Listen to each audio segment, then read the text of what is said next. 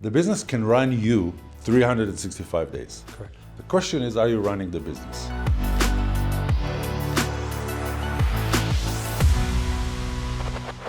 When you look back in your life, or was there a bad decision that you made, and then how did you correct it?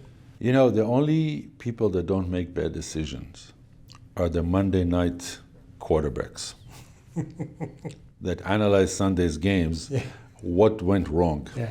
I don't know an entrepreneur that didn't make a bad decision. I don't know a friend of mine that didn't make a bad decision. You know, every year I have a couple of town hall meetings, especially with the property management team. And I say one thing, I want you to make decisions. And if you made the wrong decision, come forward and say, this is the wrong decision, let's fix it and go on with life. Yeah, I made bad decisions. What matters is how fast did I realize I made the wrong decision, and what did I do about it? Don't procrastinate. I did procrastinate sometimes. Today I make the decisions faster. When I realize I made a mistake, deal with it, correct it, go on with life. One more important thing for every entrepreneur, or every CEO, or everyone who runs a company and deals with people, and I said it's all about people. When you procrastinate on people decision, everybody around you sees that. Yeah. So people decision has to be the fastest decisions you make. Fire hire, the fastest decisions you make. You have to put all the effort into it. You have to have all the records. You have to have everything right. But when you procrastinate on letting someone go that is a cancer or a problem, and I had a couple of those that people came to me and said, what took you so long? Yeah.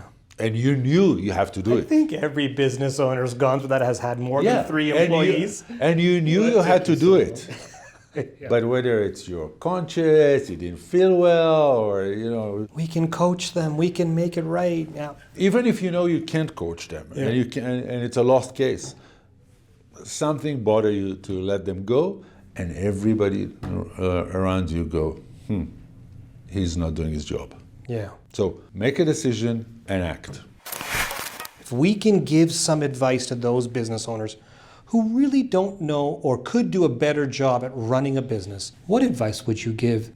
If you're busy working your craft, every week have minimum of 2 hours, preferably twice 2 hours a week, that no phone, no email, you just work on the company and not in the company.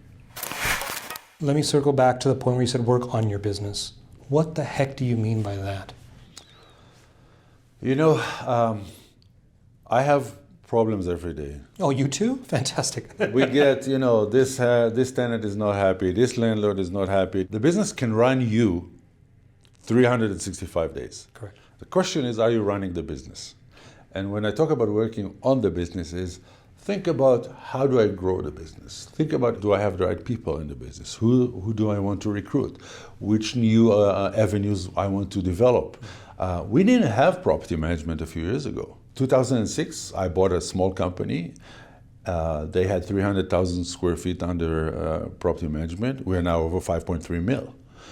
Think about how you can contribute to your business. Think about how do I work with my brokers to make them better. So I meet with them every 3 months. I go over their next 90 days business and go over how can I improve you. Last year we did a shitload of training with outside experts, right? On sales, on real estate. This is working on the company, because if I would be busy now brokering deals, I don't have time to think about, okay, how do I make the young guys successful? How do I lead them to success? Because you invest so much time and money in them, you want them to be successful. Yeah. Because if I broker a deal, I'm in the company. If I'm dealing just with the emails that I get every day, I'm in the company. So I was part of tech and then McKay, and now I work with a business coach, which is, I think it's a must for every business owner. So those are the things that I mean by when I say I work on the company. We have so many hours a day and so many hours a week. And we all have families and kids and whatever. You have to find that time that you work on the growth, on the potential, on the next phase of the company. Both of us have something else in common. We both have a show and a podcast on Chorus Radio. Yes. Calgary Next is your show. Yes. You're crushing it. You're doing great in that show, and that's from the rankings, and that's from the listenership. It's doing fantastic. You get to chat with business owners in the market. Tell me how that's all started, and what made you actually do that? Because you're doing so much. You really don't have to do this, but you're doing it. So, as I mentioned, I was chairing the CED Real Estate Advisory Committee. And when oil dropped here and Calgary got into this issue of vacancies and reduced values in downtown properties and the whole tax issue, there was one common thread: everybody was crying. And maybe I do look at the cup half full all the time. And I got sick and tired. I said, you know what, guys, I did it 4 years, I'm resigning. And then I went to a friend of mine that works for Chorus. I have an idea. Yeah. Why don't we do a show that is just good news? Everybody talks about what's going on today. Interest rate up, COVID in, flu, whatever. Yeah. Ukraine, it's all important. Yes. But nobody's talking about the good news that we have in the city. Yeah. And it's amazing how much good news we have. Yeah. This is the idea, but I want to have a lady from the business community that is a co-host because I think it will be good synergy. Tara, I didn't know she was on TV. I just came as an immigrant after she left TV. Okay. Tara I know very well because she's my spin instructor. But I knew she was higher at Meg Energy, and then I knew, she told me she started her own leadership and consulting firm, so I offered it to her. And she said, yeah, why not? We sat in this office. I explained to her what my vision is. And when I understood that the people on the radio know Tara, I said, Tara, you're going to sell the idea. Yeah. And she goes, it's your brainchild. I said, who cares? Yeah. We have to sell the idea. And the rest is history. And I guess we're on the radio just because of my face, because if it was Tara, I probably would be on Global TV or something. Very interesting, because on my first show, with my business partner, Dave Popowich, similar experience. We wanted to have a piece into the financial community, but we didn't want to have a financial show. I don't want to be talking about stock market all the time or bonds and how to make money, because that's all over the place. People can get that kind of information. But when you enter a certain lifestyle and a certain point in life, it's more than money, hence the name of our show. And that was a big piece for us to say, this is an opportunity for us to create an understanding about the world of retirement is way different than just what's in your portfolio. What's retirement? Exactly. Yeah, we'll have to talk about that. And that's a good segue, because I wanted to chat with you about that. You've been doing this for a long time. You've been involved in the market, in your business, and at some point people might be looking saying, might be time to step away. When does a business owner know? Because it's different with, like, say, an athlete. Your physical body can't do it. But with an individual like yourself, or many of the peers, we had dinner together not too long ago, and I looked around the table, there's some people with a lot of experience. You surrounded me around a lot of people with a lot of experience, and they're not quitting. They're like, I'm not done. I've got a lot to accomplish. Were you the youngest at the table? One of them. Thank you. So when do you know? I'll share with you a story. Sure. I have an older brother. He's 11 years older than me, and he retired many years ago. He came to visit, and he cornered my wife one day. I was at work, and he said, why doesn't he retire? Why doesn't he sell and retire? And my wife says, if he retires, he will die. Yeah. I have Barclay Street Real Estate. I'm running a real estate investment fund called Triumph. I do the radio show. I'm on the board of TCN, and I'm on the board of Bet Halochem, which is the organization of wounded soldiers. I think it's a personal decision, because I see people say, oh, Freedom 55 or Freedom 60. I say, what? I'm free. Yeah. I enjoy what I'm doing. I'm passionate about what I'm doing, so I'm free. Like, is free selling Barclay Street now, retiring from Triumph and going to Safeway with my wife, becoming a Velcro husband? Is that free? Or sitting at home? I'm not a golfer. What else do we play here, or we have here? You don't RV around everywhere? Don't and RV. Go camping and stuff? Yeah, no. I've done camping in the army. I do not go camping anymore. The camping in the army was enough for me.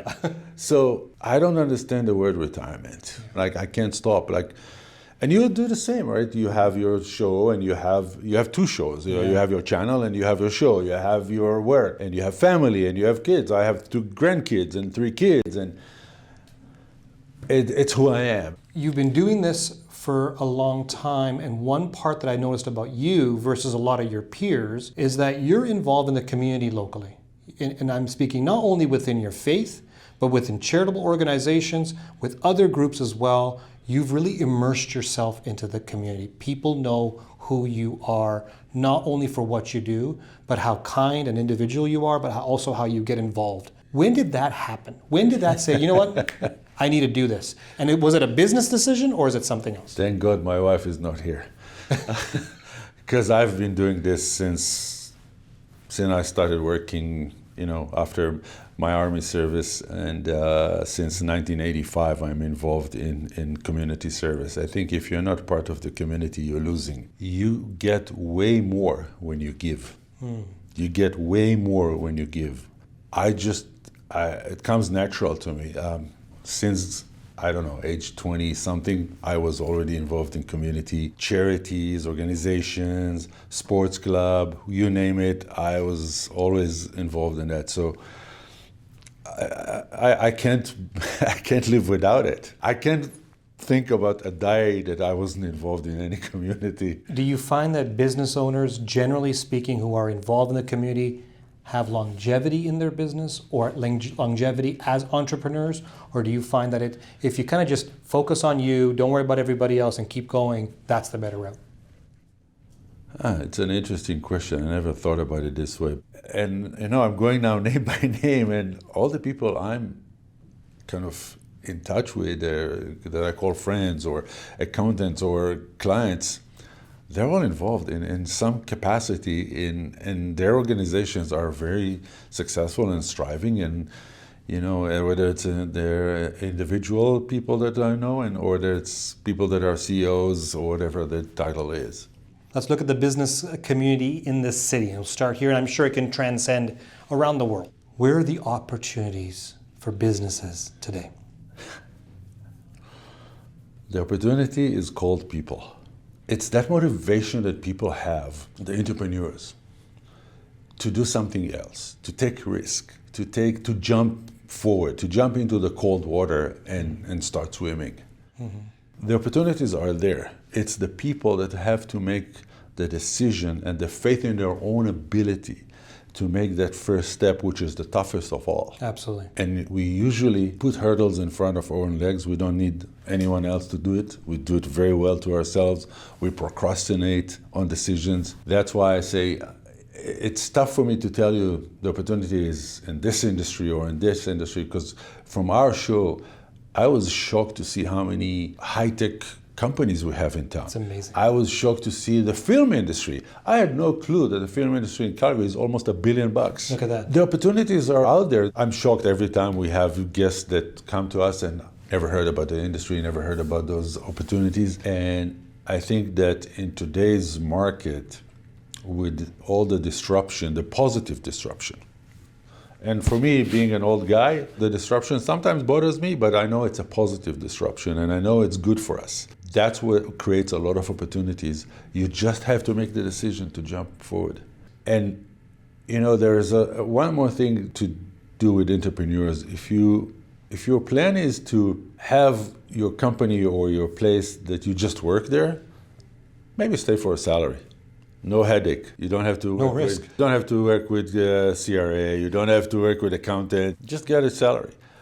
But if you think a little bit bigger and you are able to have the time to work on your business non-stop, not just in your business, these are the opportunities that people should explore. David, thank you for having me in your office, in your area, doing this a great show today. Thank you for having me on your show. Thank you for watching. Make sure to check out the full interview to get even more business tips and insights. Remember to subscribe and follow me on social media at Faisal Karmali.